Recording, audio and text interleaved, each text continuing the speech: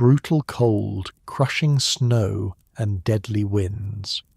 For 6 decades, mountain men in the Rocky Mountains faced winter conditions that would kill an unprepared person in under an hour. Their solution?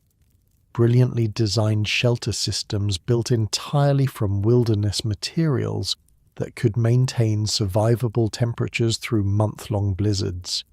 Here's the hidden genius behind their life-saving structures. Quick subscribe reminder if you're a regular. Also, where's everyone at tonight? Or morning? Or afternoon? Drop your location and time.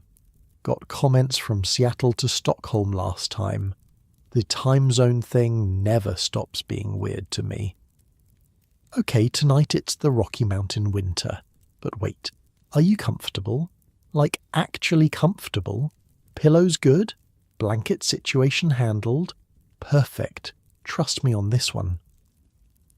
Your eyes snap open to darkness. The bitter cold hits your face like a slap. The only part of you exposed to the air. You're lying on a raised wooden platform covered with several buffalo robes. Not quite soft, but better than the frozen ground. The temperature inside the crude log shelter hovers around freezing, which is actually a massive improvement from the negative 30 degrees outside. The sound that woke you is unmistakable, the howling winds of a blizzard that just rolled in, that special kind of howl that means you'd be dead in under an hour if you were caught outside. Unlike your cozy bed with its temperature-controlled room, you've got exactly one heat source, the stone fireplace that's already burning dangerously low. If it goes out completely, you might not wake up tomorrow. First rule of mountain living, I can almost hear veteran trapper Samuel Mackenzie saying in my head, "Fire dies, you die." And Sam would know.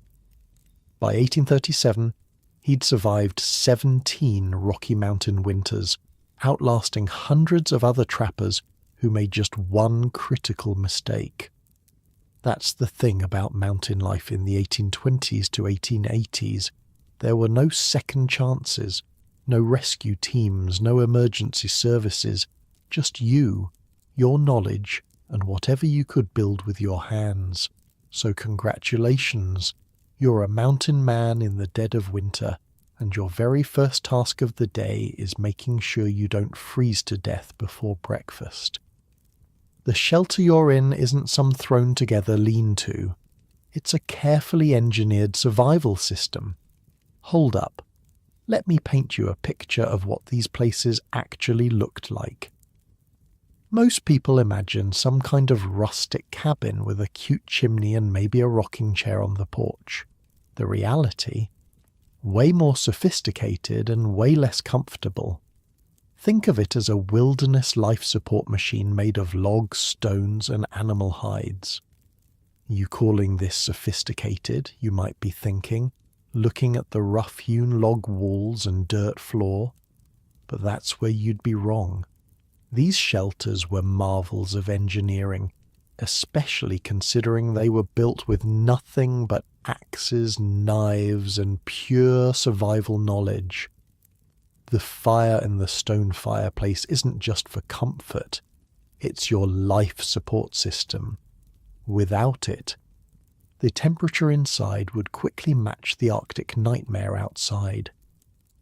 You push aside the buffalo robes and swing your legs over the edge of the sleeping platform, your feet finding the rough leather moccasins you left perfectly positioned for this moment. Even the few seconds your feet would spend on the cold dirt floor would be painful. The cold makes your shoulder wound ache, an old injury from a Blackfoot arrow that never quite healed right. It's your personal weather predictor. When it throbs like this, it means the storm is going to be a bad one. You make your way to the fireplace and carefully add a small log from the precisely stacked wood pile beside it. Not too big or it'll smother the coals, not too small or it'll burn out too quickly. This is a science, and getting it wrong means death. Let's back up a bit. How did mountain men even end up in these conditions? I mean, who voluntarily signs up for this frozen hellscape? Between 1820 and 1840, roughly 3,000 men ventured into the Rocky Mountains. They were after one thing: beaver pelts. Back then, beaver fur was like gold, used for fashionable hats in Europe and the eastern United States. A good trapper could make more in one season than a factory worker made in 5 years. The financial incentive was huge, but so was the risk. The mountain men weren't just random dudes with the death wish. They were a mix of French-Canadian voyageurs, American frontiersmen, and European immigrants, all drawn by the promise of fortune and freedom. But freedom in the mountains came with a price, and that price was paid in knowledge, preparation, and sometimes blood.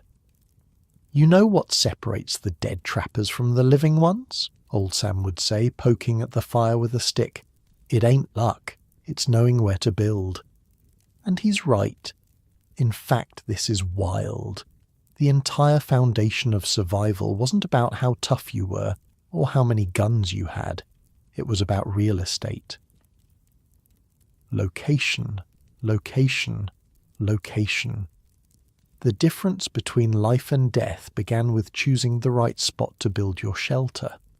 One wrong choice, like picking a spot prone to avalanches or in a wind tunnel, and you'd be done before the first big storm.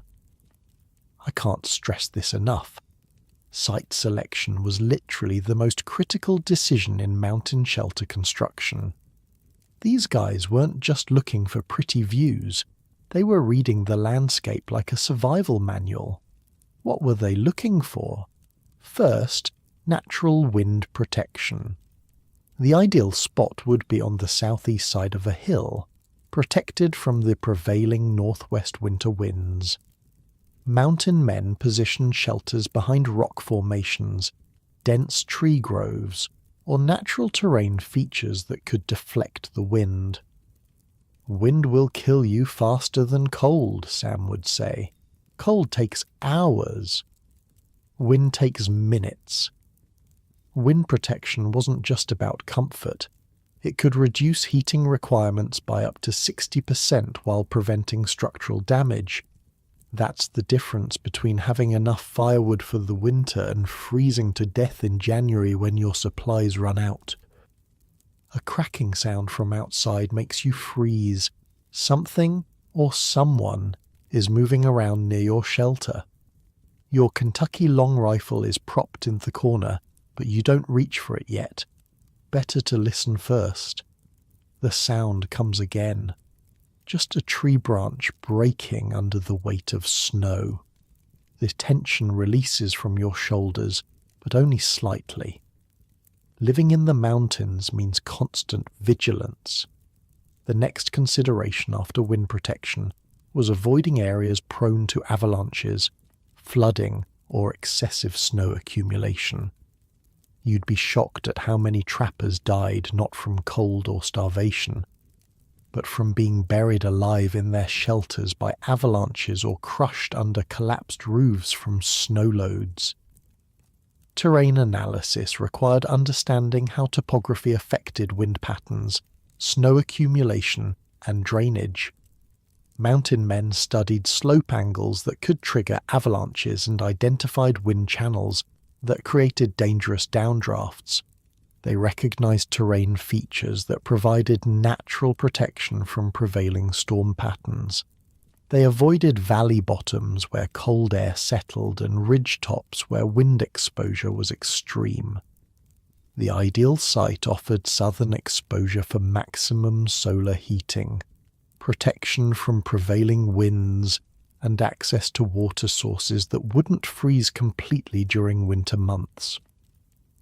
I once asked an old-timer who'd grown up hearing these stories firsthand from the last generation of mountain men how they figured all this out. Trial and error, he said with a grim smile. Emphasis on the error. The mountains are littered with the bones of men who got it wrong.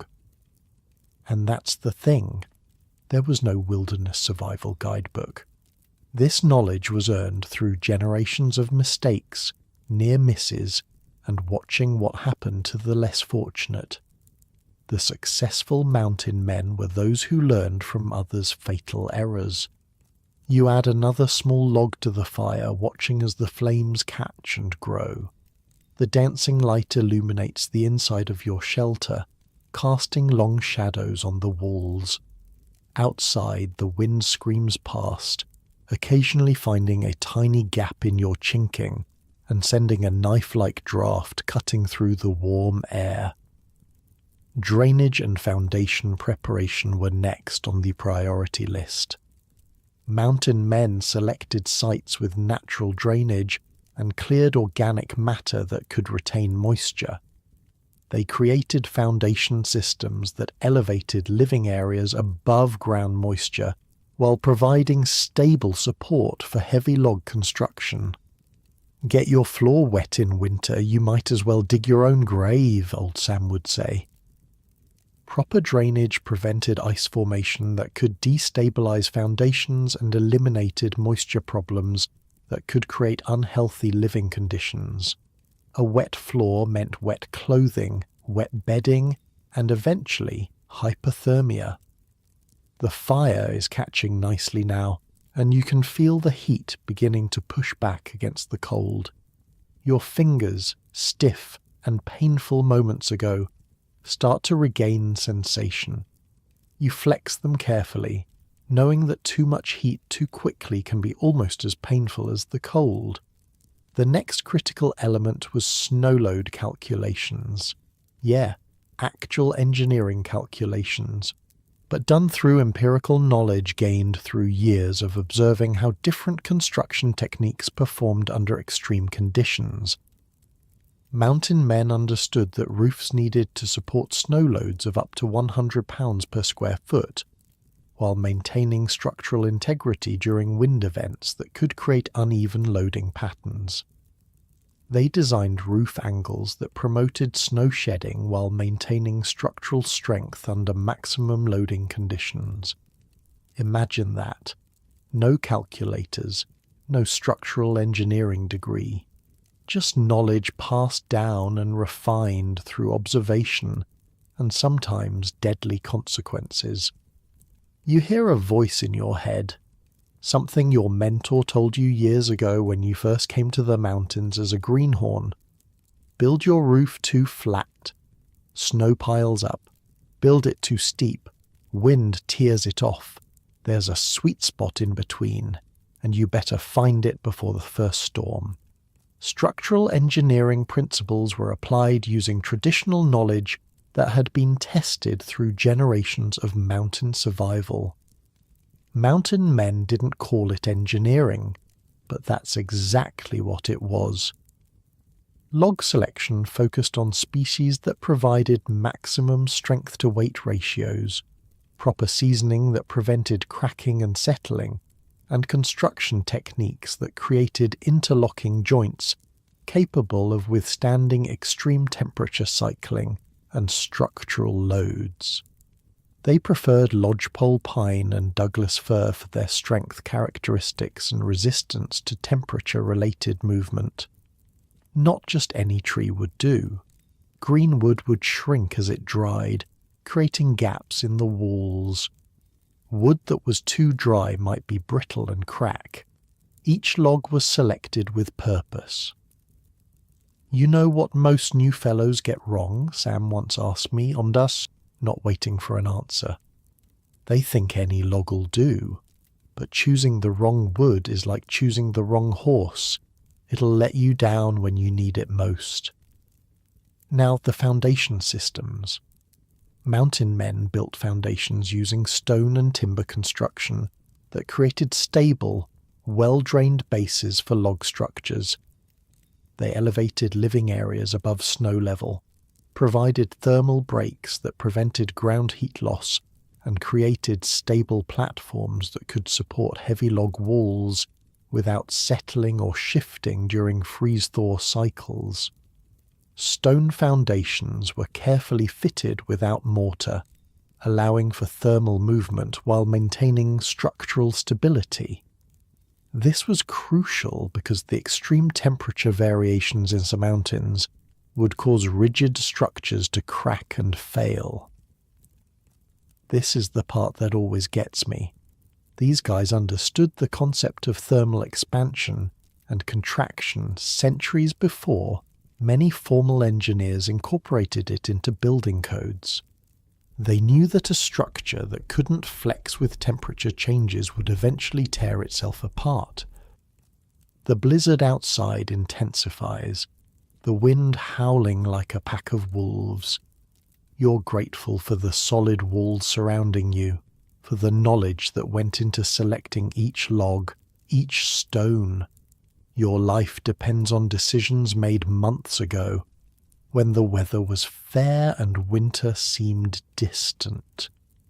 Material procurement and preparation required understanding which local materials provided the best construction properties for extreme weather applications. Mountain men selected trees during specific seasons when sap content was lowest, seasoned logs using natural drying techniques that prevented cracking, and prepared construction materials using hand tools that created precise joints and connections.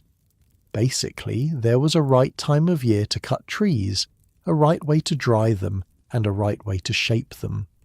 Get any part wrong, and your shelter might fail midwinter. You settle back onto your sleeping platform, pulling the buffalo robes around you. The fire crackles pleasantly now, casting a warm glow throughout the shelter.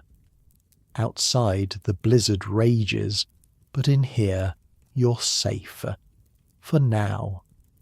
As you drift back towards sleep, you think about the knowledge and work that went into this shelter, the careful site selection, the precise engineering, the materials chosen for their specific properties. None of it was random. All of it was essential. And tomorrow? Tomorrow you'll need to check the roof for snow load, inspect the chinking between the logs, and gather more firewood. Because winter in the mountains doesn't forgive carelessness or complacency. This is just the beginning of understanding how mountain men survived the deadliest winters on Earth. Their knowledge of thermal engineering, heating systems, and heat retention was just as sophisticated as their structural engineering, perhaps even more so. The fire pops and sends a spark dancing across the dirt floor. It dies quickly, but not before reminding you of the central truth of mountain life. Fire means life, and in the mountains life is never guaranteed. You wake again several hours later, not to the howling wind, but to the bone-deep cold that tells you the fire has burned down to embers. The dark is absolute, that special kind of pitch black that only exists in remote places without electric lights for hundreds of miles. Your breath hangs visible in the air. The buffalo robes have kept you from freezing, but just barely. The storm outside hasn't let up. If anything, it's intensified. You can hear the wind's low moan as it searches for any crack in your shelter's defences. Fire dies, you die. Old Sam's words echo in your head again. Time to move, fast. You swing your legs over the edge of the sleeping platform, sliding your feet into those fur-lined moccasins you strategically placed before sleeping. The floor is cold enough to steal the heat from your body through your feet in minutes. The fireplace is down to a bed of glowing coals, still alive but barely. This is the most critical moment of the night. If you don't get that fire going again, and quickly, the temperature inside will plummet to match the deadly cold outside. What most folks don't realize is that creating and maintaining life-sustaining temperatures in these remote mountain shelters required a sophisticated understanding of heat generation, distribution, and retention. using only natural materials and primitive heating systems. There were no thermostat dials to turn, no backup generators, just your knowledge and whatever you could build with your hands. Thomas Whitaker, a mountain man who survived the brutal winter of 1832, once described it this way: "Out there, your fireplace ain't just for comfort. It's the beating heart of your shelter. Build it wrong, and you'll freeze with a roaring fire burning." You kneel by the fireplace, feeling the faint heat from the remaining coals. The design of this fireplace isn't random. It's the result of generations of trial and error, where errors meant death.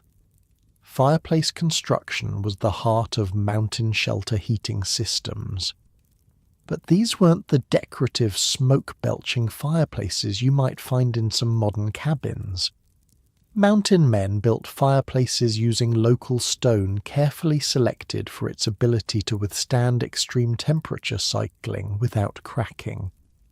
You grab several small pieces of kindling from the neatly stacked pile beside the fireplace.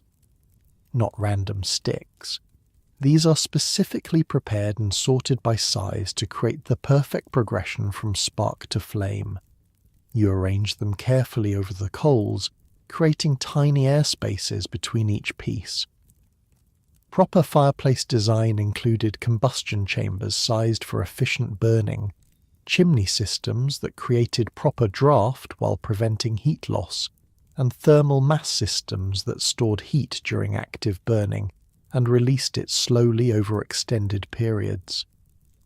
"The trick ain't just making fire," old Sam once told a greenhorn who was struggling to stay warm despite burning through firewood at an alarming rate. "The trick is making the fire work for you. Most fools just make smoke and warm the sky. You blow gently on the embers, coaxing them back to life. A small flame appears, dancing along the edge of a piece of kindling. You feed it carefully, gradually adding larger pieces as the fire grows. Chimney design and construction required understanding draft principles, heat retention, and structural stability under extreme temperature conditions. Mountain men built chimneys using stone construction that could withstand thermal cycling, created proper draft angles that ensured efficient combustion, and incorporated heat exchange systems that captured waste heat before it escaped through the chimney. Wait, hold up. Did you catch that? Heat exchange systems. Yeah, these primitive mountain men were building heat exchangers into their chimneys. By running the smoke through chambers of stone or clay before it exited, they extracted maximum heat from every bit of precious firewood. "See how this chimney narrows here, then widens there?" Sam would explain, pointing to the carefully shaped structure. "That ain't random. That's so the heat can't escape too fast. Makes your wood last twice as long." They understood that proper chimney design could increase heating efficiency by up to 40% while preventing dangerous backdrafts and carbon monoxide accumulation. Get it wrong, and you'd either freeze or suffocate. The fire is catching properly now, growing stronger. You add a few more pieces of wood, slightly larger this time. The warmth begins to push back against the cold, and you can feel sensation returning to your fingers and toes. Picture this. It's 35 below zero outside. The wind is howling at 60 miles per hour, but inside a well-built mountain shelter, the temperature hovers around a comfortable 65 degrees. How the hell is that possible with just a fireplace and no insulation as we know it today? The answer lies in thermal mass systems. Mountain men used stone and clay construction that could absorb heat during active burning periods and release stored thermal energy over many hours after fires died down. You look at the large stones that make up the fireplace. They're not just structural, they're functional. During the day, when the fire burns hot, these stones absorb that heat. At night, when the fire burns lower, they release it back into the shelter. Natural thermal batteries. Mountain men positioned thermal mass strategically throughout shelters to create even heat distribution, while maximizing heat storage capacity, using materials that were readily available in wilderness environments. They calculated thermal mass requirements based on shelter size, insulation levels, and expected heating loads during extreme weather conditions. "You want stones that hold heat," Sam would say, tapping a particular rock with his knuckle. "Not all rocks are the same. Some hold heat like a miser holds gold. Others let it slip away like water through fingers." And he was right. Different types of stone have different thermal mass properties. Soapstone, for example, has excellent heat retention. Granite is decent. Sandstone, not so much. Mountain men knew which stones would best serve as heat batteries long before the science of thermal conductivity was formally understood. The fire is roaring now, filling the shelter with blessed warmth and golden light. You can see your breath less and less as the temperature rises. The chill retreats from your bones. What about heat distribution? It's not enough to have a hot fire in one corner if the rest of your shelter remains freezing. Heat distribution systems use natural convection and radiant heating principles to move warm air throughout shelter spaces. Mountain men designed interior layouts that promoted air circulation while preventing heat loss through poorly sealed openings. Strategic placement of thermal mass and heating elements created convection currents that distributed heat evenly throughout living spaces. You notice how the sleeping platform is positioned, elevated above the floor but not too close to the ceiling. This is intentional. Since warm air rises, the highest point in the shelter would be the warmest. Too high, and you'd sweat while sleeping. Too low, and you'd freeze. The platform is placed at exactly the right height to maintain comfortable sleeping temperature. 3 feet off the ground, Sam would say. Any higher and you'll bake like bread. Any lower and you'll freeze like meat. They understood that proper heat distribution could eliminate cold spots and reduce overall fuel consumption by up to 30%. Every piece of firewood saved meant one more day of survival when storms made gathering more impossible. Now let's talk about combustion efficiency, because not all fires are created equal. Mountain men maximized it through proper fuel selection, fire management techniques, and combustion chamber design that extracted maximum heat from available fuel while minimizing smoke production and heat loss. You arrange the logs in the fireplace in a specific pattern, not the teepee shape most casual campers use, but a carefully structured arrangement that allows for proper airflow and sustained burning. "Look at these city folks," Sam would laugh, watching a group of eastern hunters struggle with their smoky, inefficient campfire. They think any stick'll burn the same. There's wood that heats, and there's wood that just makes smoke. Know the difference or freeze to death with a roaring fire. Mountain men understood which wood species provided the best heat output, how to season and prepare fuel for optimal burning, and how to manage fires for continuous heat production. They knew that hardwoods like oak and maple provided long-burning coals, while softwoods like pine provided quick ignition and high heat output. You think about the wood pile stacked against the wall. Each piece was selected, cut, and stored with purpose. The smaller pieces of pine for quick, hot fires. The larger chunks of oak and maple for overnight burning. Nothing random about it. Particularly strong gust of wind makes the shelter creak. Something shifts on the roof. Probably snow sliding off thanks to the steepened roof angle. The sound makes you think about how much wood you have left. Fuel management systems ensured adequate fuel supplies during extended storms when fuel collection was impossible. Mountain men calculated fuel consumption rates for different weather conditions, established fuel storage systems that kept wood dry and accessible, and developed fuel preparation techniques that maximized heat output while minimizing fuel consumption during critical periods. Your eyes drift to the woodpile. You estimate you have enough for 3 days of continuous burning at the current rate. If the storm lasts longer than that, you'll need to venture out no matter how dangerous to gather more. Always have 3 times the wood you think you'll need was one of Sam's most repeated lessons. Weather don't care about your plans.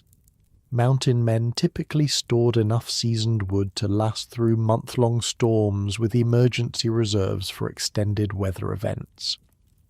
Running out of firewood mid-blizzard was a death sentence, plain and simple. Outside, the wind howls again, finding some tiny gap in the chinking between logs and sending a knife-like draft cutting through the warm air. You make a mental note to find and seal that gap when there's more light. Heat retention techniques included insulation systems, air sealing methods, and thermal barriers that prevented heat loss while maintaining adequate ventilation for safety and air quality. Wait, insulation. But I said earlier, these shelters didn't have insulation as we know it today. That's true. They didn't have fiberglass or foam, but they absolutely had insulation. Mountain men used natural insulation materials, including animal fur, dried grass, and clay chinking that created effective thermal barriers while allowing controlled air exchange that prevented carbon monoxide buildup. You run your hand along the wall nearest your sleeping platform. Between the logs, the chinking isn't just clay, it's a mixture of clay, dried grass, and in some spots, animal hair. All materials that trap tiny pockets of air. The same principle modern insulation uses. Tight walls make warm nights, Sam would say, carefully packing a mixture of clay and grass between logs, but never too tight. A shelter that don't breathe will suffocate you silent in your sleep. They understood that proper insulation could reduce heating requirements by up to 70% while maintaining comfortable living conditions. The difference between burning 1 cord of wood per week versus 3 or 4, which often meant the difference between survival and freezing. The fire is burning perfectly now, radiating blessed heat throughout the shelter. You sit on the edge of the sleeping platform watching the flames dance. Outside, the blizzard continues unabated, but in here, you're warm. For now. What about when you needed to be away from the fire? Radiant heating systems used heated stones, metal objects, and thermal mass elements that could store heat during active burning periods and release radiant energy over extended periods. You notice several smooth, round stones placed near the fire. These aren't random. Later, you'll heat these stones in the fire, wrap them in scraps of hide, and place them in your bedding before sleeping. Instant bed warmers that will radiate heat for hours. Mountain men heated stones in fires and placed them strategically throughout shelters to provide localized heating. They used metal objects as heat sinks that stored and released thermal energy, and designed sleeping areas that maximized radiant heat exposure while maintaining safety margins. A memory flashes through your mind. Sam teaching you how to survive if your fire went out completely. Heat rocks, he said, placing several fist-sized stones at the edge of the fire. If your fire dies and you can't get it going again, put these hot rocks in a circle around you. They'll keep you alive till morning. The fire snaps and pops as a pocket of sap ignites in one of the logs. The dancing flames cast shifting shadows on the walls. Despite the howling storm outside, there's a surprising peacefulness in here. Humans have been gathering around fires for warmth and protection for hundreds of thousands of years. There's something primal and comforting about it. Morning will come eventually, the storm will pass. But for now, your world has contracted to this small, warm space carved out of the deadly winter wilderness. You add another log to the fire, watching as the flames curl around it. There's an art to fire maintenance. Not too much wood at once or you'll smother it. Not too little or it'll burn out too quickly. This is the rhythm of mountain life. The constant vigilance. The knowledge that survival depends on 1,000 small decisions made correctly. You stretch your legs toward the fire, feeling the heat seep into your tired muscles. Tomorrow will bring its own challenges, checking the roof for snow load, inspecting the walls for new drafts, possibly venturing out for more firewood if the storm breaks. But for now, you've mastered the most crucial survival skill of the mountain man, creating warmth in the face of killing cold. Another log shifts in the fire, sending a shower of sparks up the chimney. You think about the mountain men who came before you, who figured out these heating systems through brutal trial and error. How many froze to death before they learned the proper way to build a chimney?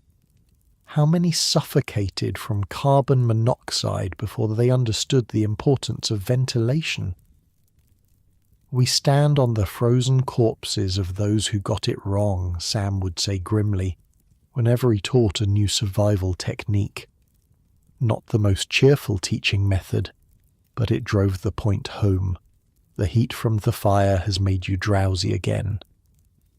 You bank the fire carefully, arranging the logs in a specific pattern that will allow it to burn slowly but steadily for hours. Another skill learned through generations of life or death winters. You return to your sleeping platform, arranging the buffalo robes around you. The platform itself is another example of mountain ingenuity, raised off the cold ground, positioned at the right height to catch the rising warm air, but not so high as to be in the hottest part of the shelter. As you drift back towards sleep, you think about all the knowledge that goes into something as seemingly simple as staying warm. The fireplace construction, the chimney design, the thermal mass, the heat distribution, the combustion efficiency, the fuel management, the heat retention, the radiant heating, none of it random, all of it essential. All of it learned through generations of harsh experience in the unforgiving mountain winters. The fire crackles softly, a sound as comforting as a lullaby. Outside, the blizzard continues its assault, but it can't reach you now.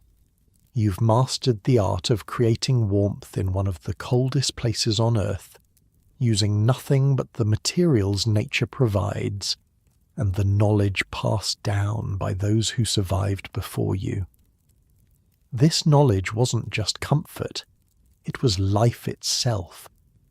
And tomorrow, you'd need to apply an equally sophisticated understanding of weatherproofing to ensure your shelter remained effective as the blizzard continued. The science of weatherproofing, protection systems and environmental control would be just as crucial as the heating systems you've mastered tonight. But that's a challenge for tomorrow. For now, wrapped in buffalo robes with the fire burning steadily, you've accomplished the mountain man's first daily victory, surviving the night. The soft light of dawn seeps through the single small window, a square opening covered with an oiled animal bladder that lets in light but keeps out wind. You've slept better than expected thanks to the steady heat from the fireplace and the buffalo robes. But something's not right. There's a dampness to the air that shouldn't be there. You sit up, instantly alert. Dampness in a mountain shelter during winter isn't just uncomfortable, it's deadly. Where there's dampness, there's a breach in your weatherproofing. And where there's a breach, killing cold can follow. A drop of water lands on your hand. You look up. The ceiling is showing a wet spot, small but growing.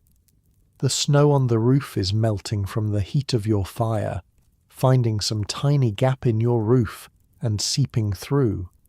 If left unchecked, it'll soak your bedding, your clothes, and eventually you. In sub-zero temperatures, wet means dead. The Henderson family learned this the hard way.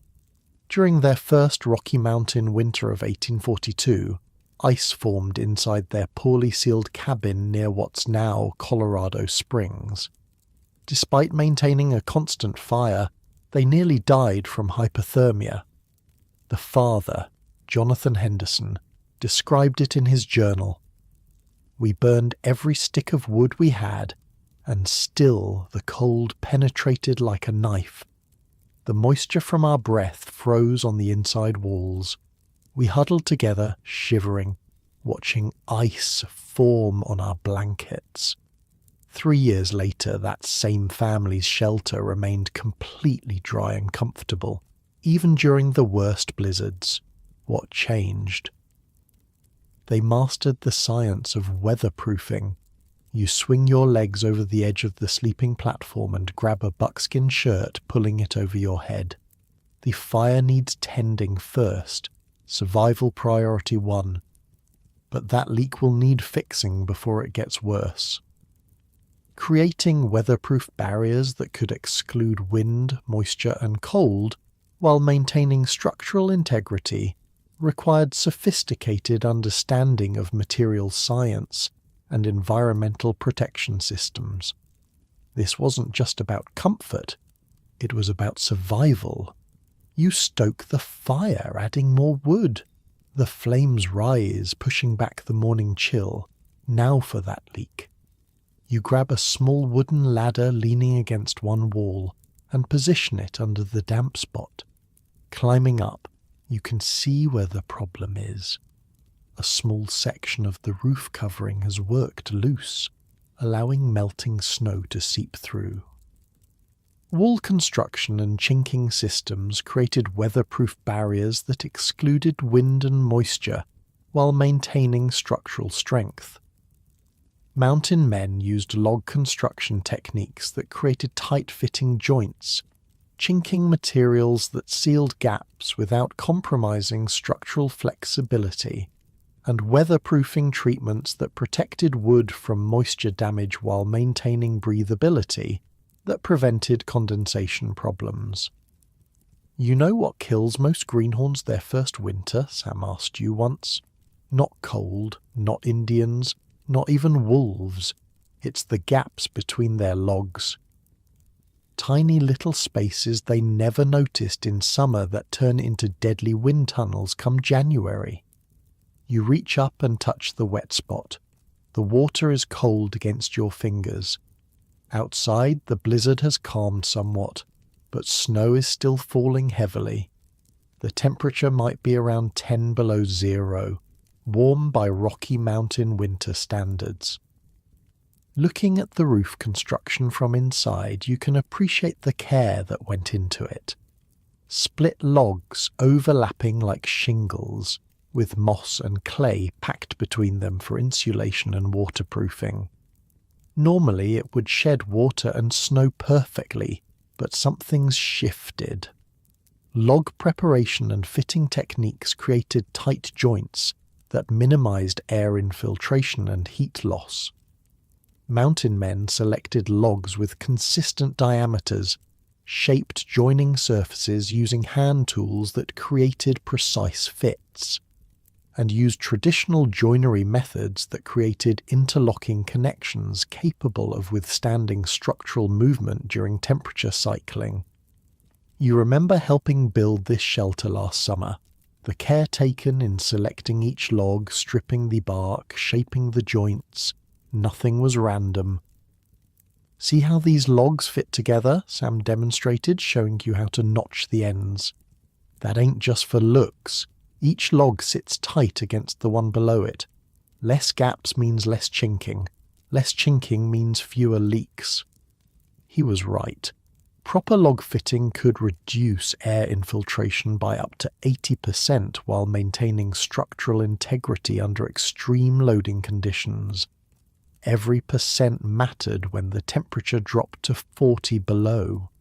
You climb down the ladder and move it to one side. You'll need to go outside to fix the roof properly, but first you need the right materials. From a corner of the shelter, you gather some pre-made chinking, a mixture of clay, grass and animal hair that's been soaking in a wooden bucket to keep it pliable.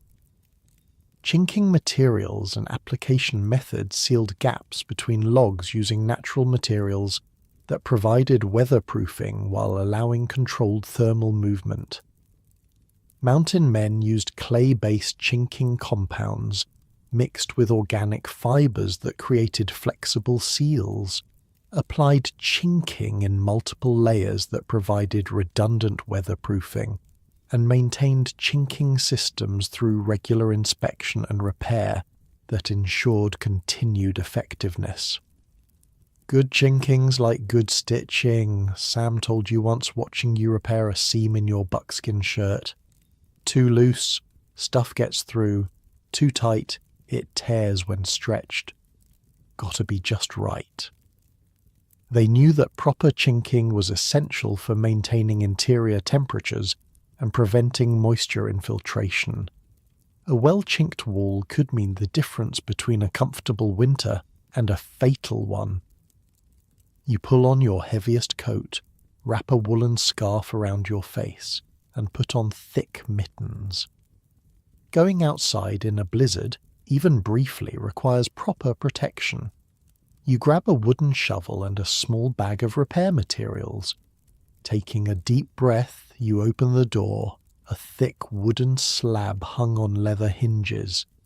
Instantly, a blast of cold air rushes in, along with a swirl of snow. You step outside quickly, pulling the door shut behind you. The cold is shocking, a physical force that seems to knock the breath from your lungs. Even through your layers, you can feel it searching for any gap, any weakness. This is the cold that kills, that freezes flesh solid in minutes. Snow has drifted nearly to the roof on the windward side of your shelter, creating a natural insulation barrier. On the leeward side, where you need to work, the snow is only about 3 feet deep. You wade through it, circling to the back of the shelter. Roof systems were designed to shed snow and water, while providing adequate insulation and structural strength to withstand extreme loading conditions. Mountain men built roofs using steep angles that promoted snow shedding, waterproof barriers that prevented moisture infiltration, and insulation systems that prevented heat loss while avoiding ice dam formation that could cause structural damage. Looking up, you can see the problem. A small section of the roof covering has been lifted by the wind, creating a gap where melting snow can seep through. It's not a major breach yet, but left unattended, it could grow worse. You use the shovel to clear snow from the base of the shelter, creating a stable platform for your ladder. Then you climb up, your fingers already stiffening in the bitter cold despite the mittens. Roof construction techniques used overlapping materials that created multiple waterproof barriers while maintaining structural strength under snow loading. Mountain men used split shingles, bark sheets, and hide coverings that created layered waterproofing systems, incorporated proper drainage that prevented water accumulation, and designed roof structures that could support maximum expected snow loads while maintaining weatherproof integrity. The repair is straightforward, but must be done quickly before the cold becomes dangerous. You press the loose section back into place, then apply fresh chinking around the edges to seal it. The clay mixture is already starting to stiffen in the cold, but you work quickly, your hands moving with practiced efficiency. 3 minutes, Sam's voice echoes in your head. That's how long you got to work bare-handed in this cold before your fingers stop working. Count it out. Plan your moves. Get back inside before your hands become useless clubs. You're working with mittens, which helps, but still the cold is penetrating. You finish the repair, pack up your materials and hurry back inside, your face stinging from just those few minutes of exposure. Back in the shelter, the warmth wraps around you like an embrace. You hang your snow-covered coat near the fire to dry and warm your hands, careful not to get them too close to the flames. The rapid temperature change from extreme cold to heat can be almost as painful as the cold itself. You check the ceiling. The wet spot has stopped growing, which means your repair is holding. Given a day or two, the dampness will dry out completely thanks to the heat from the fire. This small incident highlights the constant vigilance required for mountain survival. Even a tiny breach in weatherproofing could spiral into a life-threatening situation within hours. Moisture management systems prevented condensation, ice formation, and humidity problems that could create dangerous living conditions and compromise structural integrity. Mountain men understood that moisture control required balancing ventilation needs with heat retention requirements, while preventing condensation that could freeze and create dangerous ice accumulation inside living spaces. Wet kills you 3 ways, Sam explained during your first winter. It steals your body heat, it ruins your gear, and it rots your shelter from the inside out. He wasn't exaggerating. A wet shelter could quickly become uninhabitable in winter, leaving you exposed to the elements. Death would follow shortly. You move around the interior of your shelter, checking for other signs of moisture or drafts. Near one corner you feel a slight movement of air, another small gap in the chinking that needs repair. You gather some of the chinking mixture and press it into the gap, smoothing it with your fingers. Ventilation systems provided fresh air and prevented carbon monoxide poisoning, while minimizing heat loss during extreme cold conditions. Mountain men designed ventilation systems that created controlled air exchange, prevented dangerous gas accumulation, and maintained air quality without compromising heating efficiency or creating uncomfortable drafts that increased heat loss. A shelter that don't breathe will kill you quiet in your sleep, Sam warned, but too much breathing lets all your heat escape. Gotta find the balance. Mountain men used adjustable ventilation openings that could be modified based on weather conditions and heating requirements. A small flap near the peak of the roof could be opened or closed to control airflow and prevent the buildup of deadly carbon monoxide from the fire. You check this ventilation flap now, making sure it's adjusted properly. Open enough to allow smoke and gases to escape, but not so open that it wastes heat. Like everything in mountain life, it's a careful balance. The repair work has made you hungry. From a leather pouch hanging on the wall, you take some strips of dried venison, jerky tough enough to make your jaw ache but packed with the protein and fat needed to maintain body heat in this climate. As you chew, you think about the door to your shelter. Door and window systems created secure closures that excluded weather while providing access and natural lighting when conditions permitted. Mountain men built door systems using multiple barriers, weather sealing techniques, and emergency closure methods that could maintain weatherproof seals even during extreme wind and temperature conditions. Your door is a solid piece of split log, hung on leather hinges and secured with a wooden latch. Around its edges, strips of fur create a seal that blocks drafts. When closed, it fits so snugly that even the fiercest wind can't find a way through. A door ain't just a hole with a cover, Sam lectured when teaching you shelter construction. It's a weak point that needs reinforcing. Make it solid as a wall but able to open when needed.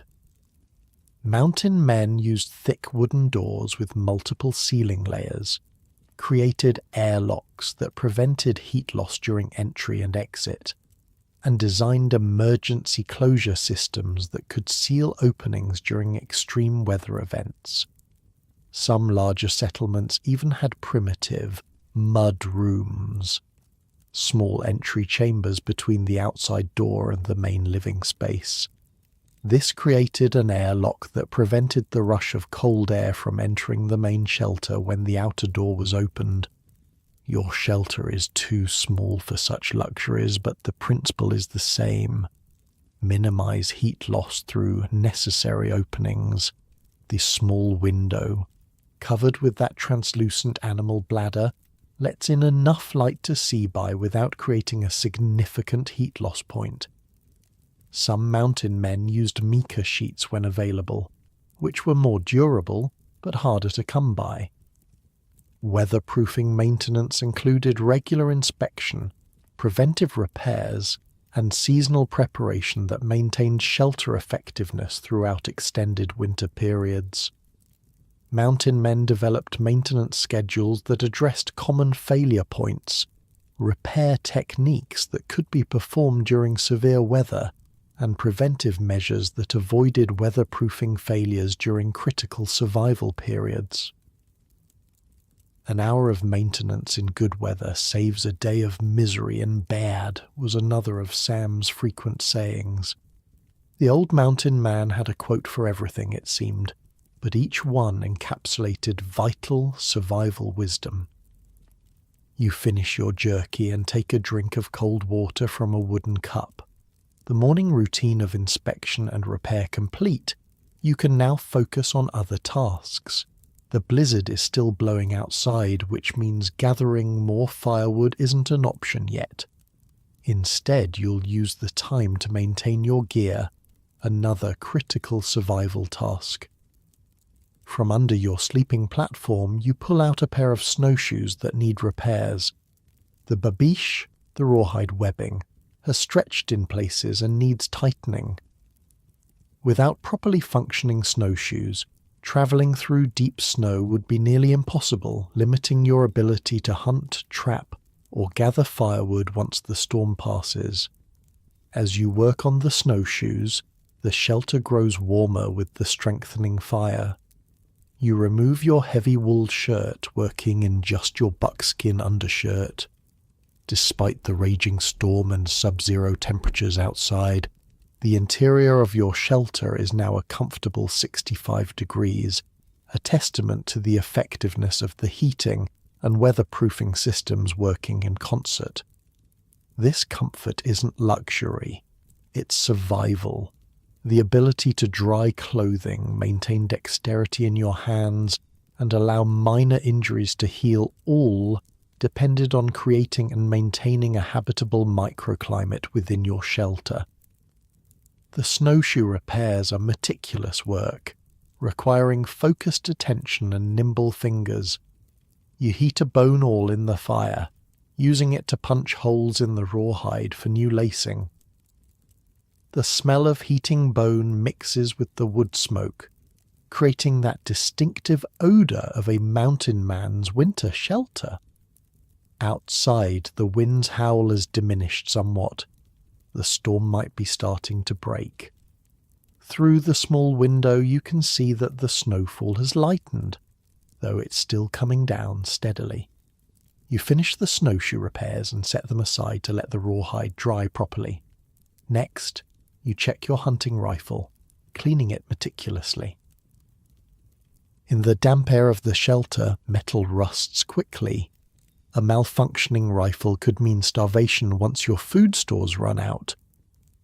As you work, you think about the weatherproofing systems that are keeping you alive, the careful log construction, the meticulously maintained chinking, the strategically designed roof with its precise angle for snow shedding, the solid door with its multiple ceiling layers, the small covered window that admits light without wasting heat, the adjustable ventilation system that prevents carbon monoxide buildup while minimizing heat loss.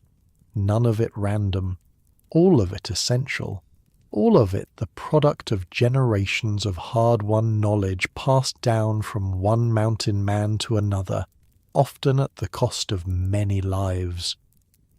The day passes in a rhythm of maintenance tasks and fireplace tending. By late afternoon, the storm has weakened considerably. Through the window, you can see patches of clear sky appearing between the clouds. The worst has passed, at least for now. Tomorrow will bring new challenges, digging out from the fresh snow, assessing any damage to the exterior of your shelter, gathering more firewood before the next storm hits. But for today, your weatherproofing has held. Your shelter has protected you from conditions that would kill an unprotected human in minutes. As evening approaches, you add more wood to the fire, preparing for the coming night. The temperature will drop further after dark, testing your shelter's defenses once again. But you're confident in the systems you've built and maintained. You settle back onto your sleeping platform, watching the firelight dance on the log walls. Outside, the wind has died down to an occasional moan. The snowfall has stopped. The worst of the blizzard has passed. But winter in the Rocky Mountains is long and unforgiving. This storm was just one of many that will test your shelter and your survival skills before spring arrives. The emergency protocols, crisis management, and survival procedures that mountain men developed will be your guide through the challenging months ahead.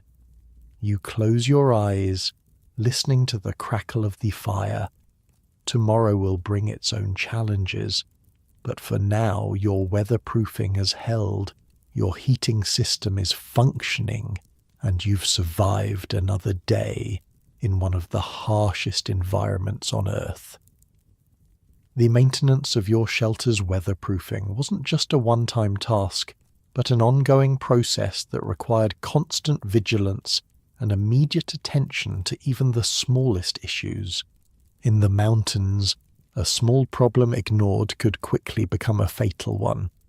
You wake to the sound of silence. After days of howling wind, the quiet is almost unsettling. Pale blue light filters through the small window. Dawn in the mountains after a blizzard. The air in your shelter is cold, but not deadly so. The fire has burned down to embers during the night, but the thermal mass of the stone fireplace has kept the temperature from plummeting. Your first thought is about the roof repair from yesterday. You look up at the spot that was leaking. It's dry now, your quick fix having held through the night. Your second thought is more pressing. The woodpile is getting dangerously low. With the storm past, you need to venture out today to replenish your fuel supply. In the mountains, running out of firewood midwinter is a death sentence. But first, you need to restart the fire. You slide from beneath the buffalo robes, the cold air biting at your exposed face. Your moccasins wait beside the sleeping platform. and you slip them on before your feet can touch the cold dirt floor. Kneeling by the fireplace, you carefully add kindling to the remaining embers, gently blowing until flames appear. You add progressively larger pieces of wood until the fire catches properly. Only then do you turn your attention to preparing for the day ahead. The snow will be deep after the blizzard, snowshoes essential. The temperature will be brutally cold, proper layering critical. And the threat of another storm is always present, timing crucial. This day-to-day existence required constant vigilance. But what about when things went really wrong? What about when primary systems failed or conditions exceeded normal survival parameters? Martha Caldwell faced exactly that scenario during the blizzard of 1856.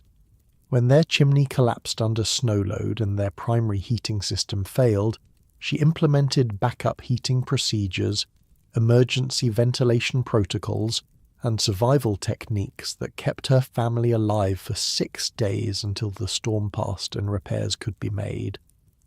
Her diary entry from that harrowing week reads, "The crash came at midnight, stones and snow pouring down where our hearth had been. The cold rushed in like a hungry wolf. I gathered the children in the corner furthest from the breach, piling every buffalo robe and blanket upon them." Then I remembered Jacob's lessons about the emergency heating. Jacob was her husband, who had learned emergency protocols from veteran mountain men. Those protocols saved his family's life while he was away hunting. You pull on layers of clothing, buckskin leggings, a heavy wool shirt, a fur-lined coat. You wrap a wool scarf around your face, leaving only your eyes exposed. Thick mittens protect your hands. Properly dressed, you can survive even 40 below temperatures for the time it takes to gather wood. Before heading out, you check your emergency supplies, items set aside specifically for when things go catastrophically wrong. Emergency heating systems provided backup warmth when primary heating systems failed due to fuel shortages, equipment failure, or structural damage that eliminated normal heating capabilities. Mountain men developed emergency heating techniques using body heat conservation, emergency fuel sources, and alternative heating methods that could maintain life-sustaining temperatures during heating system failures. A small metal container holds your fire-starting kit: flint, steel, charcloth, and tinder, all kept dry and ready for immediate use. A separate cache contains emergency rations: pemmican, jerky, and dried berries that require no cooking. These could keep you alive for days if your main food supply was compromised. Sam once told you about surviving when his cabin roof collapsed under a record snowfall. "Thought I was done for," he said, his eyes distant with the memory. Fireplace buried under snow and timber, temperature dropping fast enough to watch your breath freeze. That's when I remembered what old Bill Williams taught me about body heat shelters. Body heat conservation techniques used clothing systems, bedding arrangements, and shelter modifications that maximized human heat retention during heating system failures. Mountain men used layered clothing systems that trapped warm air while allowing moisture transfer. Shared sleeping arrangements that combined body heat for maximum warming effect, and shelter modifications that concentrated heat in smaller areas when primary heating was unavailable.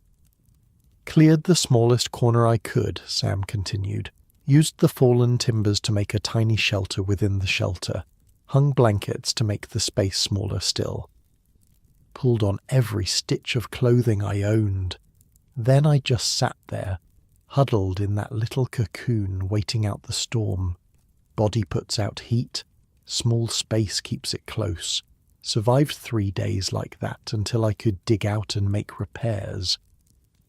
The old mountain man's experience is a textbook example of body heat conservation in an emergency.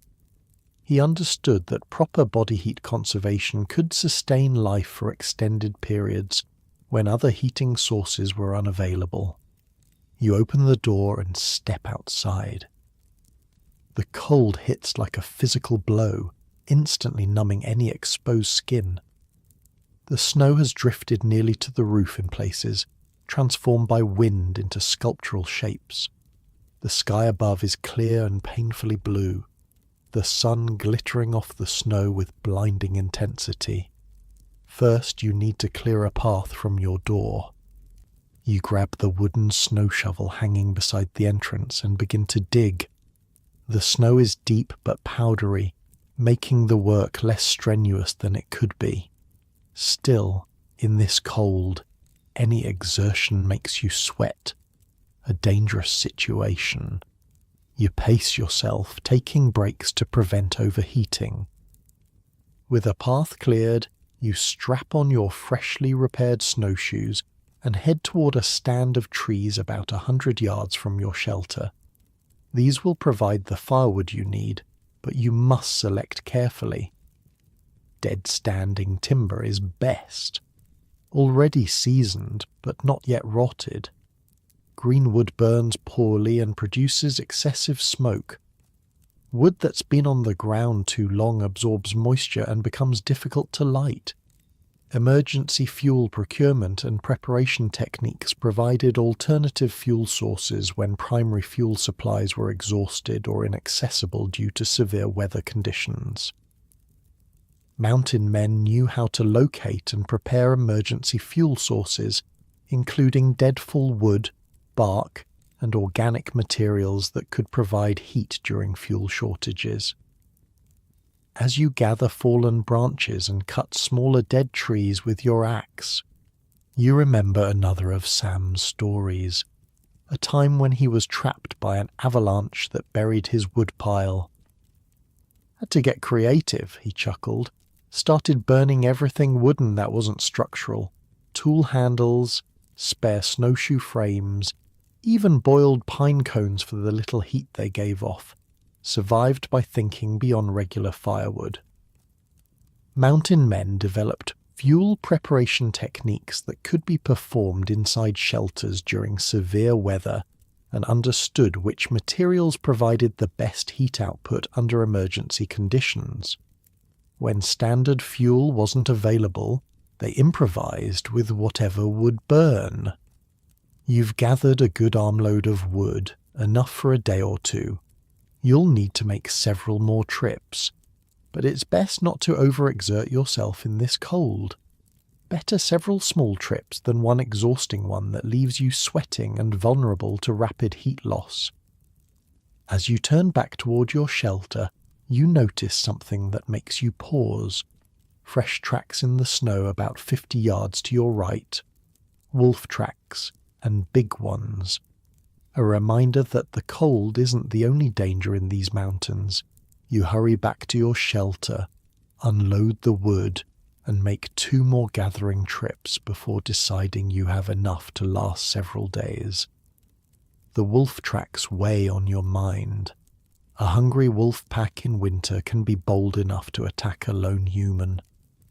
Back inside, with the door securely latched, you add wood to the fire and warm your hands.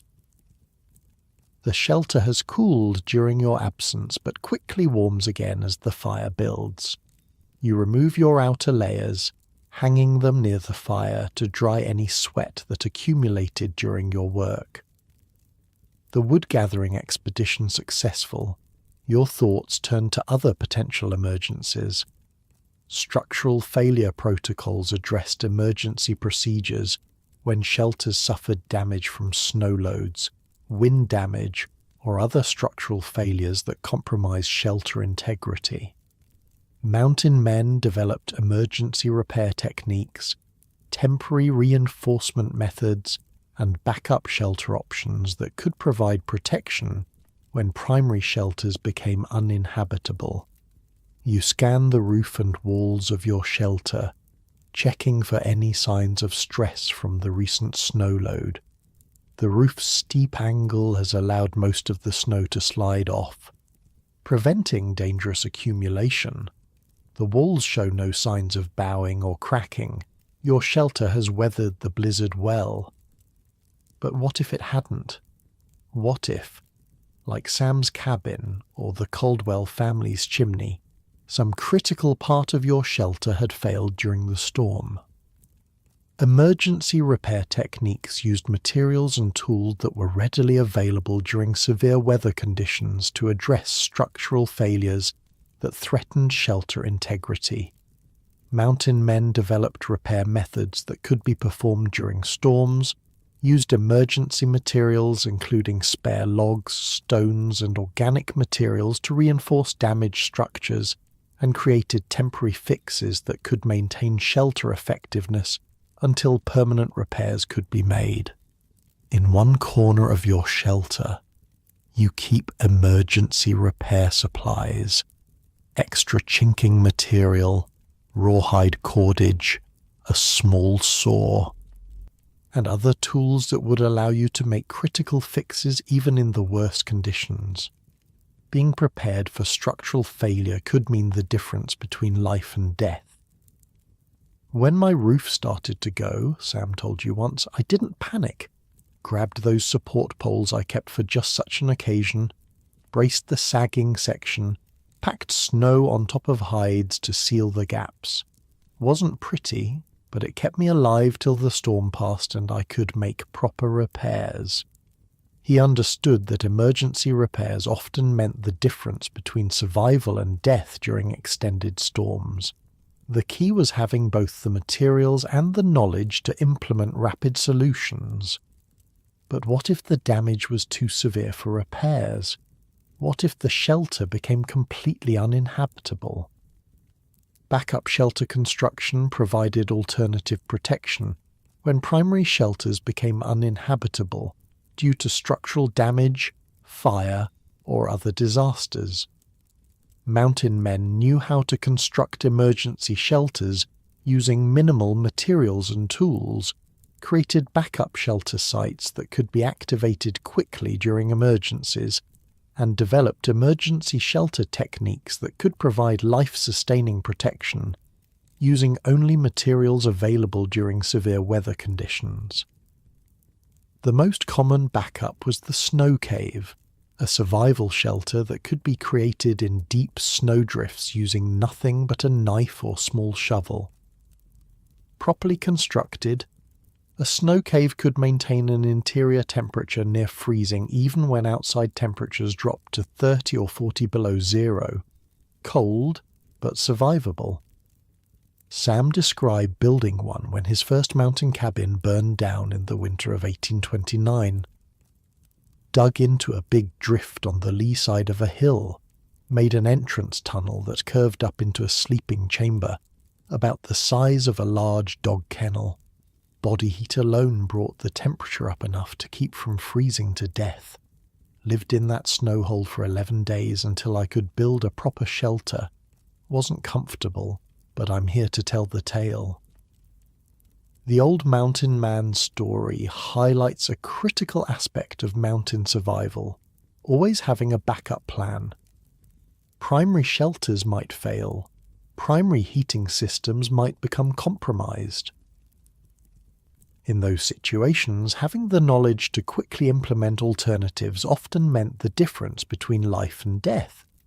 You stoke the fire again, adding a larger log that will burn for hours.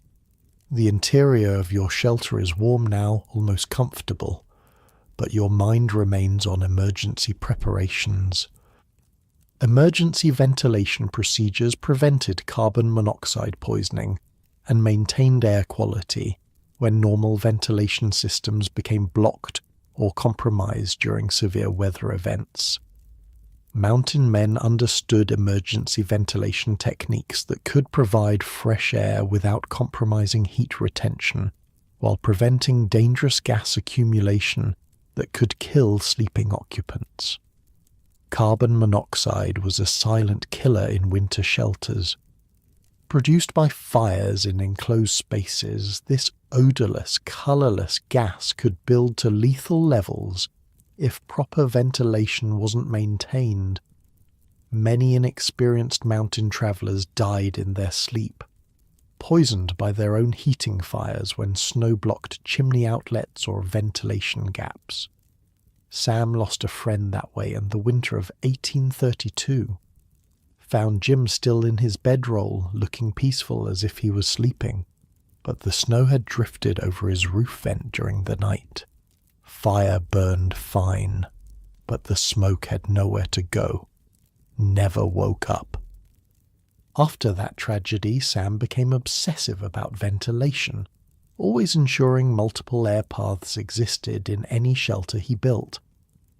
"Rather be cold than dead," he'd say when checking ventilation openings during storms. "You check your own ventilation system now, the small adjustable vent near the peak of the roof and the chimney outlet. Both are clear, allowing proper air exchange without excessive heat loss. Still, you make a mental note to check them again before sleeping tonight. Vigilance keeps you alive." Food and water management during emergencies ensured adequate nutrition and hydration when normal procurement and preparation methods became impossible due to severe weather conditions. Mountain men developed emergency food storage, water procurement techniques, and nutrition management that could sustain life during extended emergencies when normal food systems were unavailable. From beneath your sleeping platform, you pull out a small leather pouch containing your emergency food cache, separate from your regular supplies and never touched except in dire circumstances. Inside is pemmican, a concentrated mixture of rendered fat and dried meat that can sustain life for extended periods in small amounts. Also jerky, dried berries, and a small pouch of salt. Enough to keep you alive for a week or more if regular hunting and trapping became impossible. Emergency food systems included preserved foods, emergency rations, and alternative food sources that could sustain nutrition during extended survival situations. Mountain men stored dried meat, preserved vegetables, and emergency food supplies that could provide adequate nutrition for weeks without resupply. "A man who enters winter without emergency food stores is begging the mountains to kill him," Sam would say when teaching you about preparation. "Weather don't care if you're hungry. Storms don't wait for your stomach to fill." They understood food rationing techniques that could extend food supplies during emergencies and knew how to procure alternative food sources, including tree bark, roots, and other emergency foods that could prevent starvation during extended survival situations. Sam once survived 2 weeks on pine bark and roots when a grizzly destroyed his food cache. "Tasted like hell. Gave me the runs, something fierce. But had enough nutrition to keep me moving until I could hunt again. Mountains provide if you know where to look." Water procurement and management during emergencies ensured adequate hydration when normal water sources became frozen or inaccessible due to severe weather conditions. Mountain men developed techniques for melting snow and ice safely, conserving water during shortages, and maintaining water quality during extended emergencies. Beside your fireplace sits a small metal pot, your snow-melting vessel. In winter, liquid water was often hard to come by, with streams and springs frozen solid. Melting snow provided the only reliable source, but it had to be done properly to avoid wasting precious fuel. "Rookie mistake is trying to melt snow in an empty pot," Sam explained. "Burns the pot and wastes fuel. Always start with a small amount of water in the bottom, then add snow gradually. Uses less wood that way." They understood that water management was critical for survival and developed systems that could provide adequate hydration even during the most severe weather conditions. The day passes in a rhythm of fire tending, meal preparation, and gear maintenance. As evening approaches, the temperature outside plummets again. Inside, your shelter remains warm thanks to the fire and the sophisticated heating and weatherproofing systems working in concert. You check the ventilation one last time before settling onto your sleeping platform for the night. The fire is carefully banked to burn slowly through the hours of darkness. Your emergency supplies are organized and accessible should anything go wrong during the night. As you pull the buffalo robes around you, you think about the emergency protocols that mountain men developed, not out of paranoia, but out of respect for the unforgiving reality of winter in the high country, the heating backup systems, the structural repair techniques, the alternative shelter options, the ventilation safeguards, the food and water management strategies. None of it random, all of it essential. All of it the product of hard-won experience in one of the most hostile environments on Earth. Sleep comes easily in the warm shelter, your body tired from the wood-gathering expedition. Outside, the temperature continues to drop, the stars brittle and bright in the clear mountain sky. But inside, protected by systems refined through generations of mountain men, you rest securely. Tomorrow will bring new challenges, but with the emergency protocols you've learned and the supplies you've prepared, you're ready to face whatever the mountains throw at you. This resilience, this readiness for disaster, was the true hallmark of the mountain man's approach to wilderness survival. Your breathing deepens as sleep takes hold. The fire crackles softly in the stone fireplace. For tonight at least, all is well in your small outpost of warmth in the frozen wilderness. Morning comes with brilliant sunshine reflecting off the snow, flooding your shelter with light through the small window. The fire has burned low overnight but not out, a testament to your careful banking of the coals before sleep. The temperature inside hovers just above freezing, cold enough to see your breath but not cold enough to be dangerous. You rise and tend to the fire first, as always. The routine of mountain life centers around this essential task, maintaining the heat source that stands between you and death. With fresh wood added and flames crackling, you begin your morning routine. A week has passed since the major blizzard. You've maintained your shelter, gathered sufficient firewood, and tended to necessary repairs. But mountain life is never truly secure. New challenges emerge constantly, and today brings one you've been anticipating. The loneliness is starting to wear on you. Most people don't realize that physical survival was only part of the mountain man's challenge. Psychological survival techniques addressed mental health challenges during extended isolation and extreme stress that could compromise decision-making and survival effectiveness. You sit by the fire, sipping a bitter tea made from pine needles, not tasty, but rich in vitamin C that prevents scurvy during winter months when fresh food is scarce. Through the window, you can see the vastness of the mountain landscape stretching to the horizon. Beautiful, but also isolating.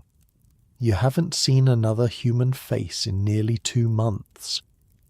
Sam called it the winter madness. Seen good men crack like thin ice, he told you during your first mountain winter. Mind starts playing tricks, starts talking to themselves, then answering back. Different voice for each. Had a partner once who ended up arguing with himself so fierce he couldn't tend to survival needs. Found him frozen come spring thaw, surrounded by plenty of firewood he never bothered to burn. Mountain men understood psychological survival methods that maintained morale, prevented panic, and sustained rational decision-making during extended survival situations that tested mental as well as physical endurance. They developed mental exercises, activity routines, and psychological techniques that could maintain mental health during months of isolation and extreme stress. You reach for your journal, a handmade book of paper pages bound with rawhide. Writing was one such mental exercise. Not all mountain men were literate, but those who were often kept detailed journals, not just for practical record-keeping, but as a way to externalize thoughts, maintain a sense of purpose, and create a dialogue when no conversation partners were available. You record the date, weather conditions, and recent activities. Then you write more personal reflections, memories of home, plans for spring, observations about the changing light as winter progresses. The act of writing focuses your mind, preventing the aimless wandering of thoughts that can lead to despair. Keep your hands busy and your mind will follow, Sam advised.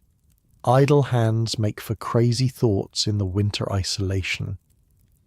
So you follow his advice.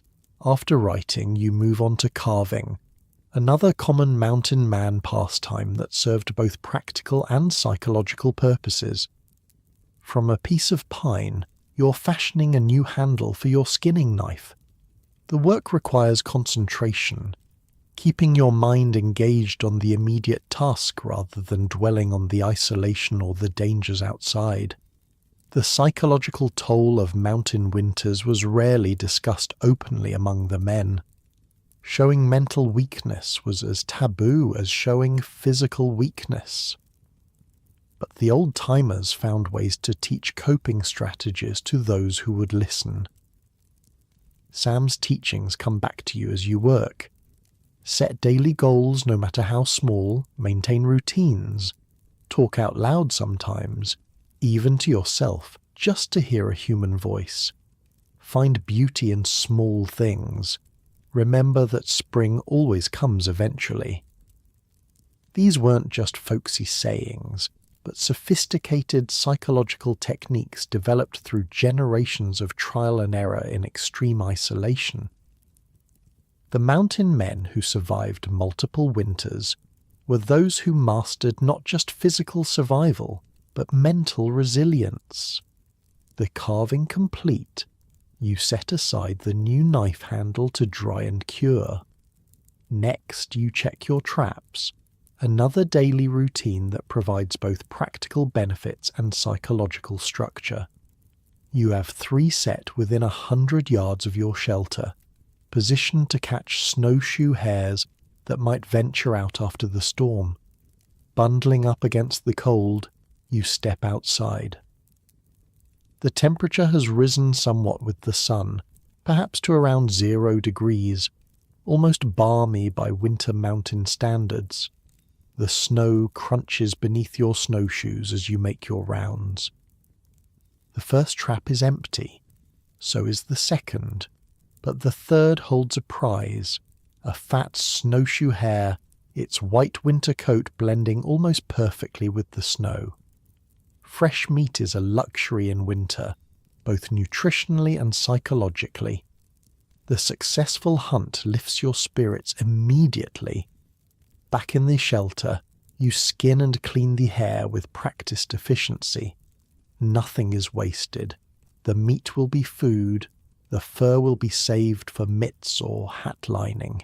Even the bones will be used for tools or boiled for broth. Mountain life demands complete utilization of every resource. As you work, your thoughts turn to another aspect of winter survival that's rarely discussed in romantic tales of mountain men, the need for human connection. Communication and rescue protocols provided methods for summoning help, and coordinating rescue efforts when emergencies exceeded individual survival capabilities. Mountain men established communication systems, emergency signaling methods, and mutual aid agreements that could coordinate assistance during life-threatening emergencies that required outside help. You think about Tom Jenkins, whose cabin lies about 15 miles to the east. Before winter set in, you and Tom established a simple communication system. A column of smoke from a specific ridgetop would signal an emergency requiring assistance. If either of you saw the signal, you'd come with supplies and help. Such informal networks were common among mountain men, despite their reputation for rugged individualism. They understood that some situations exceeded one person's capacity to handle alone. A broken leg, severe illness, or major shelter damage might require outside help to survive. Mountain man who thinks he needs nobody is usually the first to die, Sam told you bluntly. Pride makes for shallow graves out here.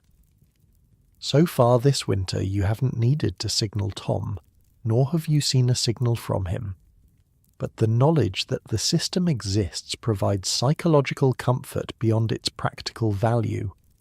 You set the hare meat to cook in a stew pot over the fire, adding dried berries and pine nuts gathered last fall.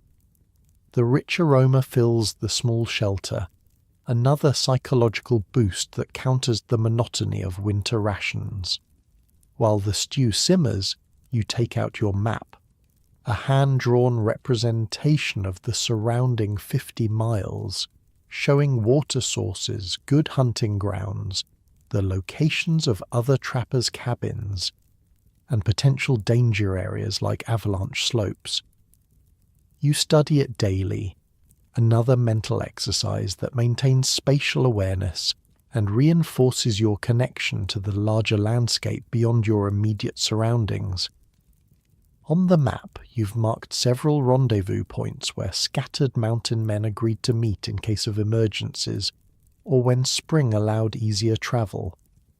These locations were carefully chosen for accessibility from multiple directions and natural resources that could support a group temporarily. The annual rendezvous was a larger-scale version of this system, a gathering of mountain men, Native Americans, and supply caravans that provided not just trade opportunities, but crucial social connection that sustained mental health through the isolation of winter months. They were wild affairs, with trading, competitions, storytelling, and plenty of whiskey when available.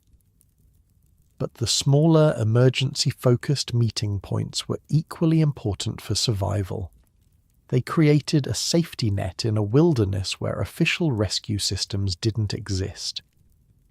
Always know where to find help and how to reach it, Sam instructed, and always be ready to provide it when others need. Mountains don't care about debts, but mountain men do. The stew is ready. You ladle some into a wooden bowl and eat slowly, savoring the rich flavor of fresh meat after weeks of jerky and pemmican. Good food is another psychological boost, a reminder that even at the depths of winter, small pleasures remain available. After eating, you clean your bowl with snow brought in earlier, then return to your journal. Now you record information about the successful trap, the preparation of the hare, and the condition of the surrounding area as observed during your brief excursion. These practical notes might seem mundane, but they serve as both future reference and as a way to mark the passage of time. Another psychological technique for managing long isolation.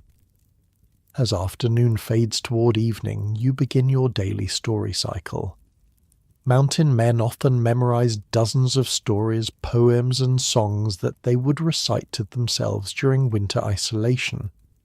Some kept books when available, reading the same texts repeatedly as both entertainment and mental exercise.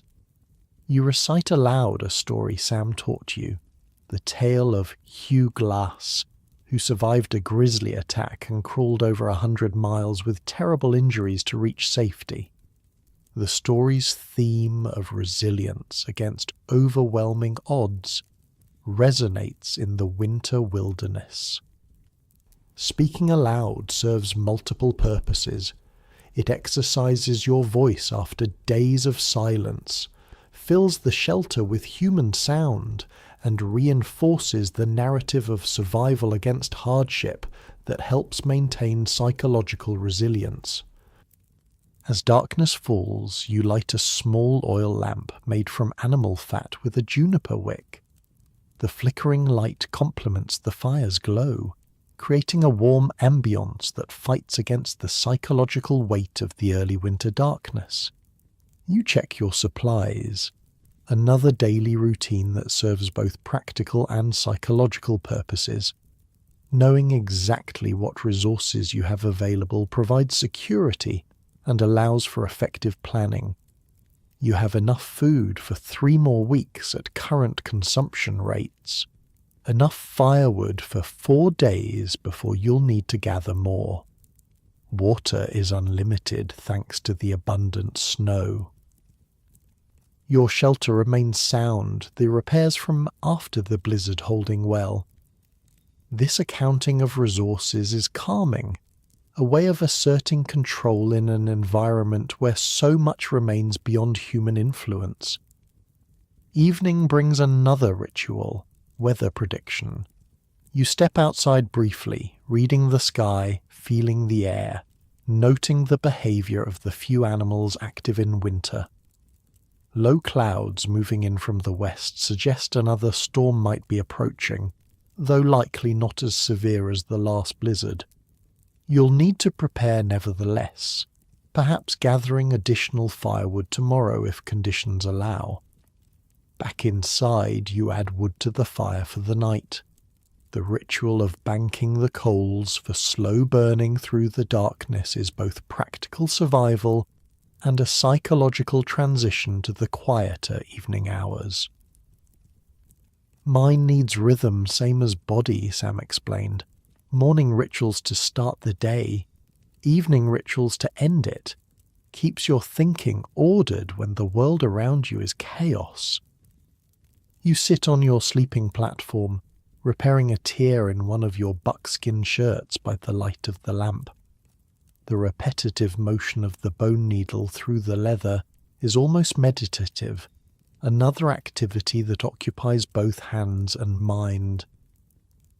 Night has fallen completely now, the darkness outside absolute. Inside your shelter, the bubble of warmth and light creates a profound contrast, a microcosm of safety in the vastness of the winter wilderness. This contrast itself can create psychological strain if dwelled upon too much. The realization of how small and vulnerable human existence is against the scale of the mountains and the power of winter. Mountain men developed specific mental techniques to manage this existential aspect of wilderness living. Rather than fighting against the immensity and power of nature, they learned to see themselves as part of it, a small but integral element in the natural world, rather than an alien presence within it. "You ain't separate from these mountains," Sam told you once, sitting outside his cabin as a summer thunderstorm approached. "You're part of them, same as the trees and the elk and the udones. Sooner you understand that, sooner you'll find peace here instead of fear." That perspective helped transform the psychological experience of isolation from lonely abandonment to harmonious solitude, a crucial distinction for mental health during the long winter months. You finish the repair on your shirt and set it aside. The fire burns steadily, the flames dancing hypnotically. You allow yourself to watch them for a while. Another simple meditation that mountain men used to quiet racing thoughts and maintain mental balance. From beneath your sleeping platform, you take out a small wooden flute, another psychological tool common among mountain men. Music provided emotional release, creative expression, and a connection to cultural identity that helped maintain mental resilience during isolation. You play a simple tune, one Sam taught you during your first winter together. The notes fill the shelter, somehow making the space seem larger while simultaneously more intimate.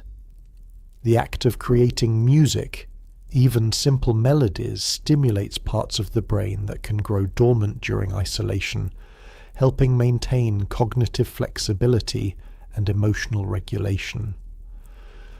Man who can make music never truly alone, Sam said when he first showed you how to carve a flute. Got the whole world of sound for company. The tune complete, you set the flute aside and prepare for sleep. Tomorrow will bring new challenges, weather to predict, firewood to gather, traps to check, maintenance to perform. The cycle of survival continues without pause.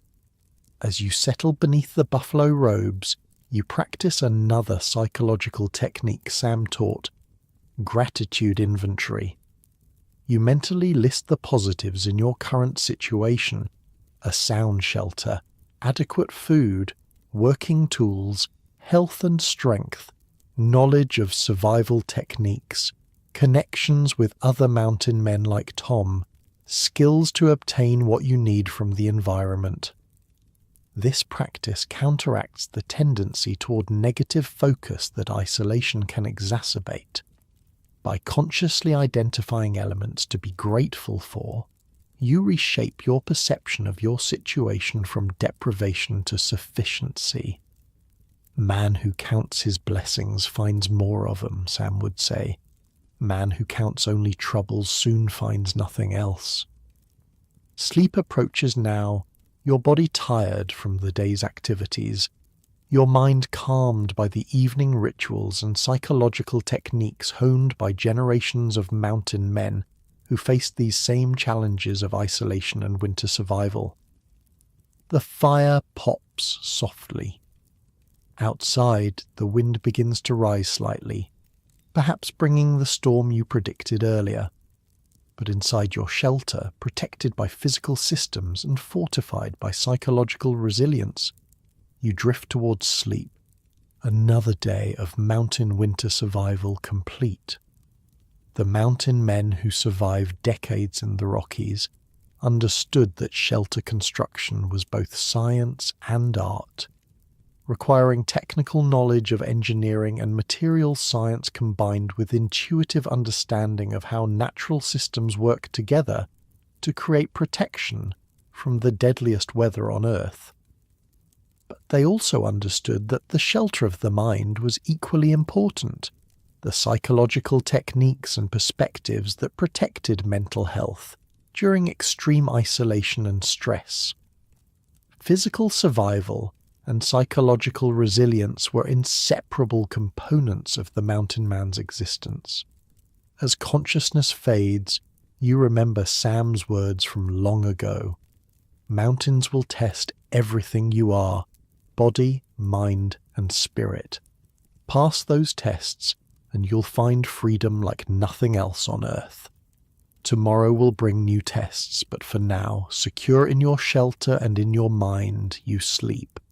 Dawn breaks with the soft pink and gold light that only exists in high mountain country. The storm you predicted arrived overnight but proved milder than expected.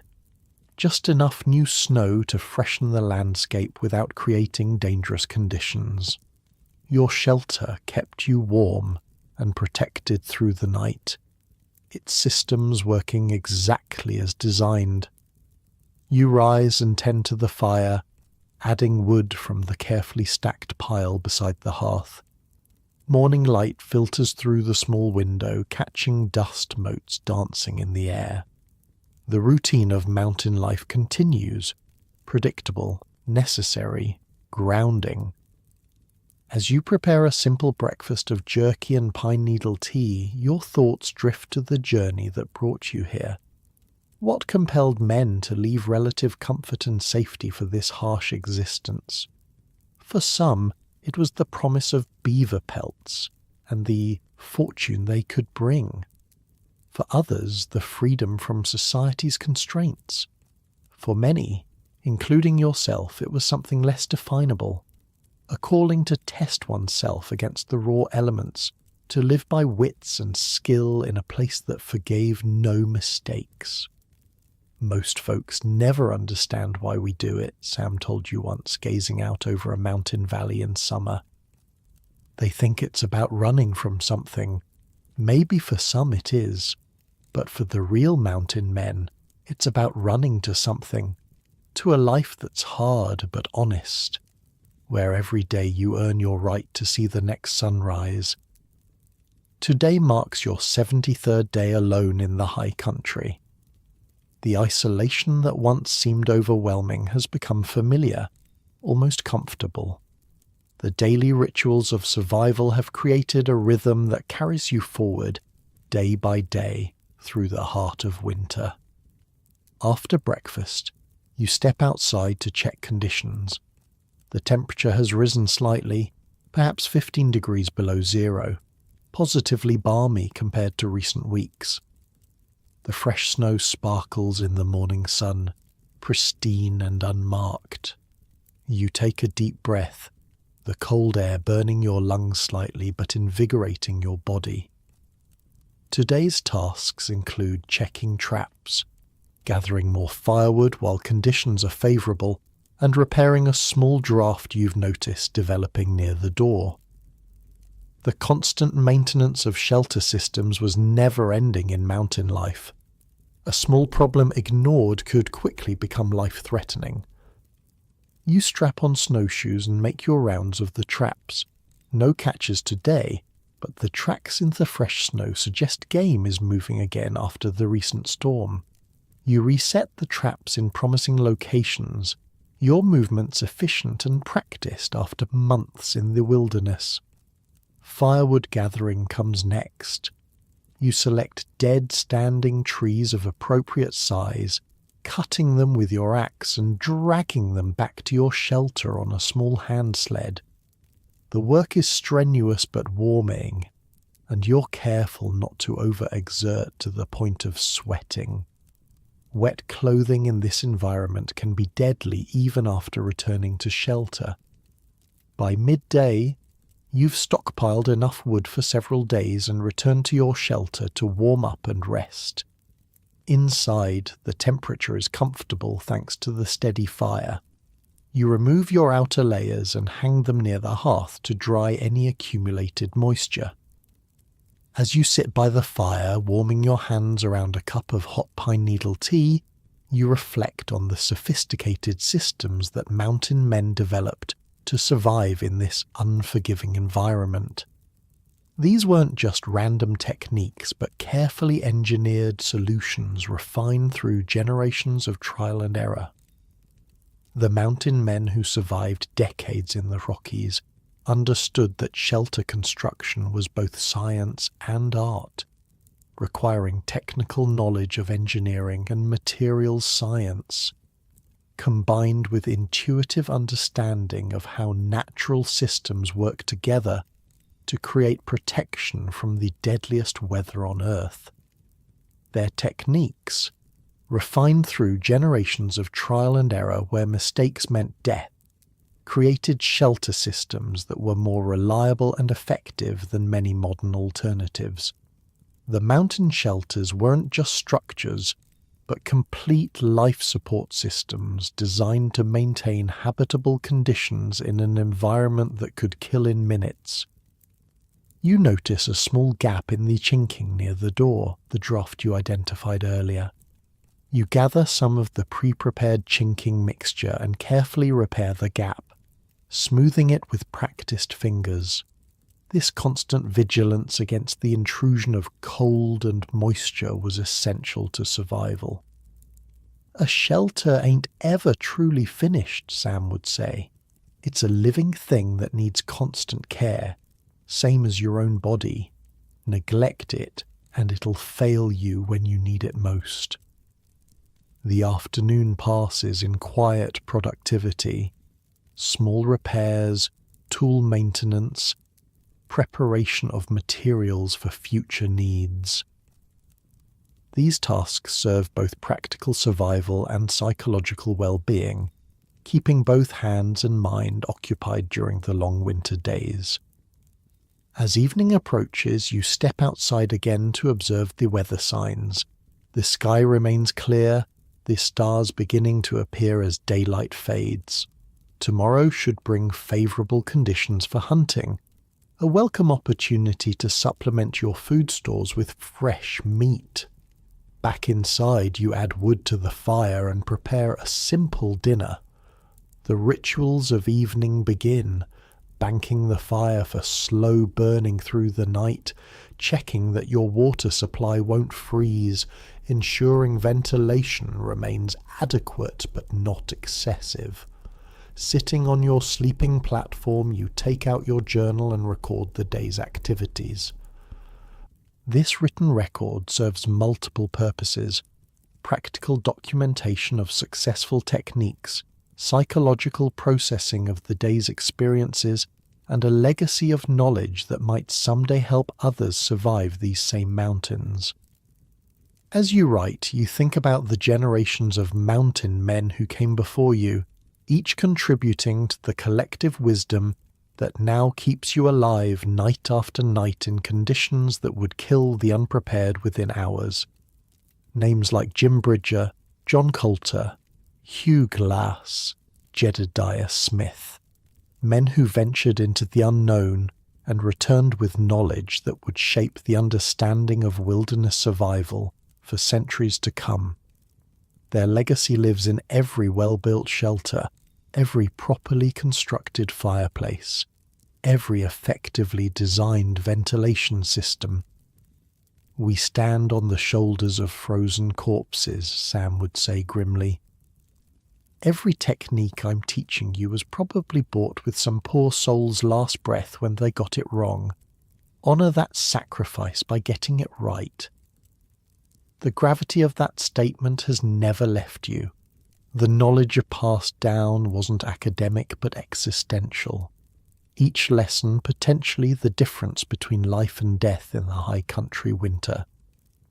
You close your journal and set it aside. The fire crackles softly, the flames casting dancing shadows on the log walls.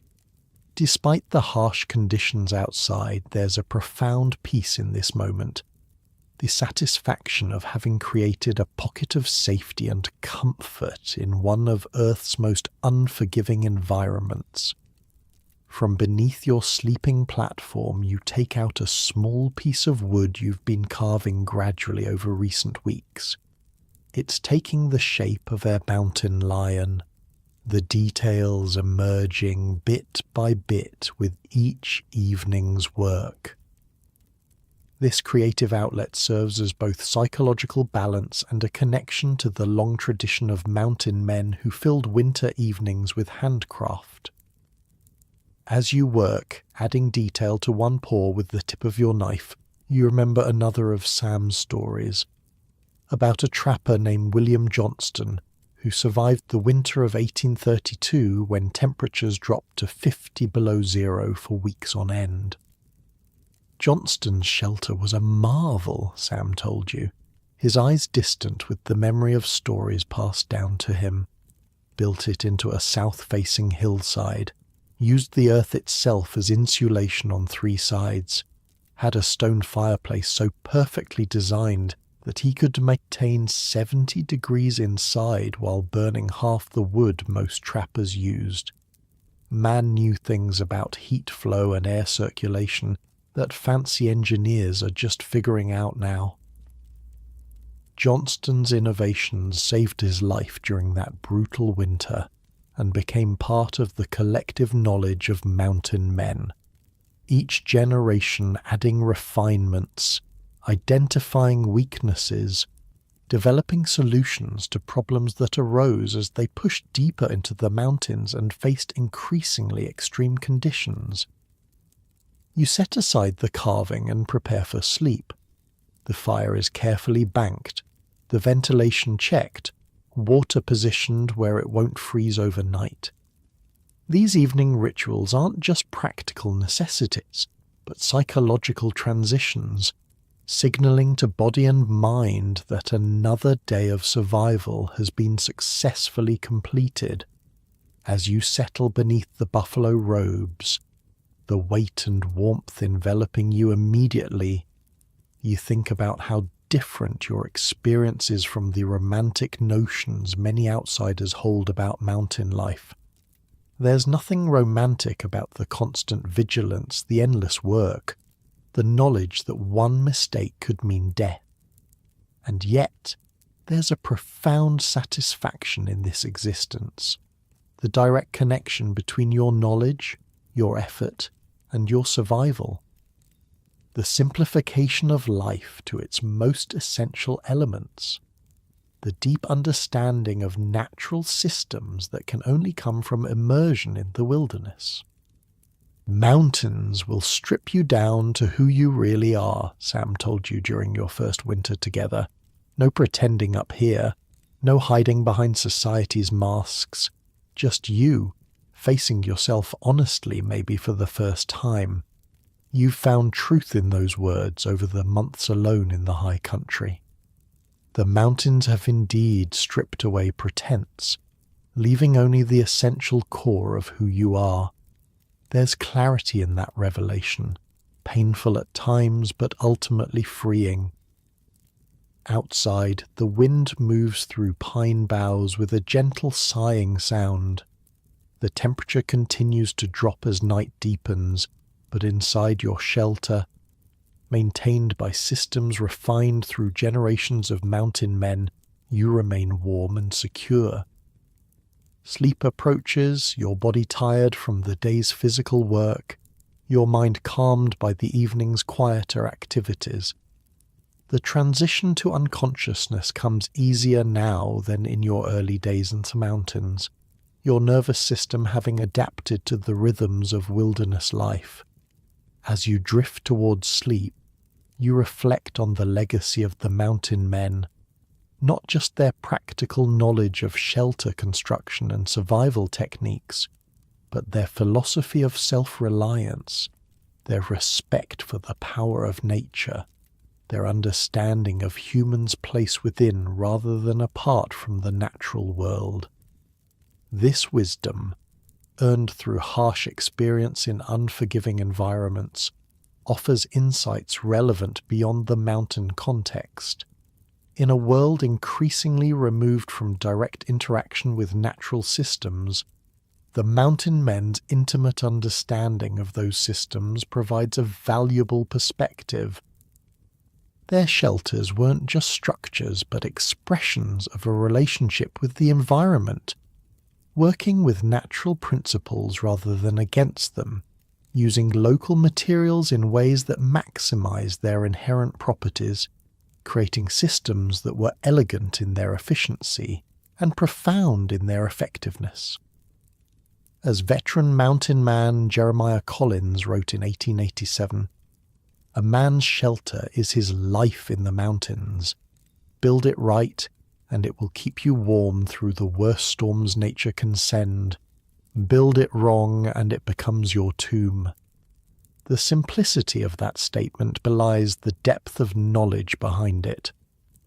The understanding of site selection, structural engineering, thermal dynamics, weatherproofing, emergency protocols, all integrated into comprehensive systems for maintaining life in conditions that actively threatened it.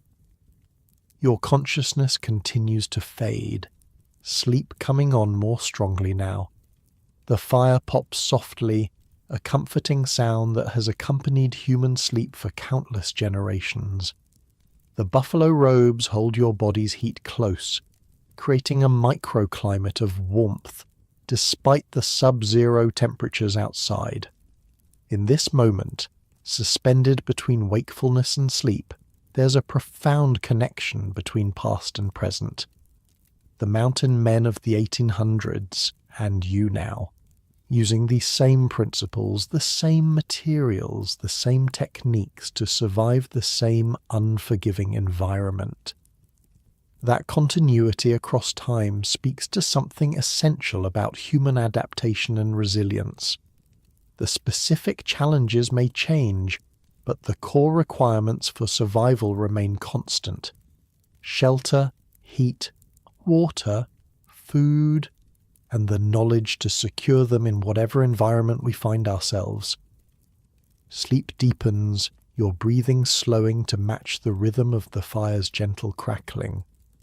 Your last conscious thoughts are of gratitude for the knowledge passed down that keeps you alive night after night, for the shelter that stands between you and the killing cold, for the skills that allow you to maintain that shelter through the worst weather the mountains can deliver. Tomorrow will bring new challenges, but for now, wrapped in buffalo robes with the fire burning steadily, you've accomplished the mountain man's daily victory, surviving another day in one of Earth's most hostile environments through knowledge, preparation, and respect for the forces of nature. As you sleep, the snow begins to fall again outside, soft flakes drifting down in the darkness. Inside, the temperature remains stable, the shelter systems working as designed to maintain the bubble of habitability that makes survival possible. This is the legacy of the mountain men, not just techniques for building shelters, but comprehensive systems for creating and maintaining life-sustaining conditions in environments that would otherwise prove fatal. Their knowledge, earned through generations of harsh experience, remains relevant even in our modern world so removed from the direct survival challenges they faced. And now, as you rest comfortably in your own bed, far from the harsh mountain winter, perhaps there's something valuable in remembering these pioneers of survival. Their resourcefulness, their self-reliance, their intimate understanding of natural systems, all qualities that might serve us well even in our technology-cushioned present. The mountain men's shelters were more than just protection from the elements. They were expressions of human ingenuity, adaptability, and resilience in the face of extreme challenges. They stand as testaments to our capacity to survive and even thrive in conditions that seem impossibly hostile. As your own consciousness drifts towards sleep, cushioned by modern comforts the mountain men could scarcely imagine, perhaps there's comfort in knowing that the same human ingenuity that allowed them to survive Rocky Mountain winters continues to find solutions to the challenges we face today, different in nature, but no less requiring our creativity, knowledge, and determination. Sleep well, knowing that you carry within you the same capacity for resilience that allowed the mountain men to face the deadliest blizzards and emerge with stories to tell, stories that, like yours, eventually find their way to peaceful sleep.